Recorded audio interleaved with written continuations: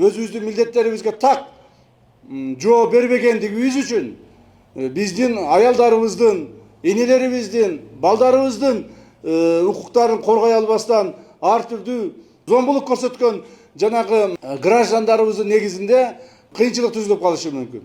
Ошондуктан бул бизге мындай мисал болбош керек эле. Бирок турмуштун ачуу чындыгы бул бизге чоң мисал болду, чоң сабак болду. Мындан ары жергиликтүү бийлик орган башчылары, укук коргоо орган башчылары, органы безопасности чогуу биргеликте ушул маселелерди талдап чыгышыңар керек. Айрыкча ушу мына айыл жерлеринде жашаган жерлерде, айыл жерлеринде, райондордо зордукчул адамдарды, ошогон ыктаган адамдарды алдын ала байкап, алдын ала алар менен профилактикалык иштерди жүргүзүшүңөр керек. Качан эле ушу бирөөнү атып өлтүрүп коюп, качан эле бирөөнү зордоп койгондон кийин барып карабастан алдын ала ошону карашыбыз керек.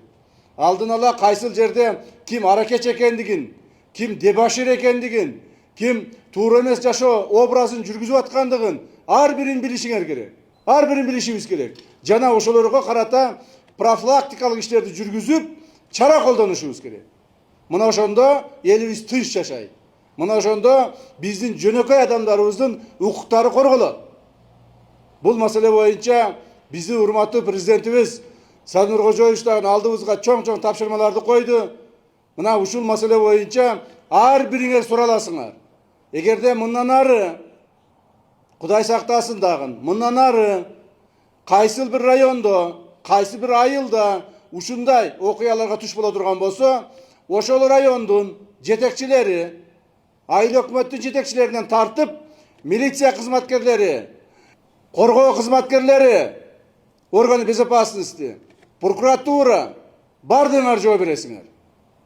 Ошондон ишти күчөткүлөгүн.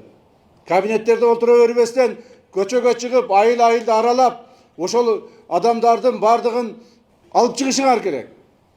Ошол адамдар бардыгы силерде учетто туруш керек. Ошондо гана жөнөкөй адамдардын укуктары корголот.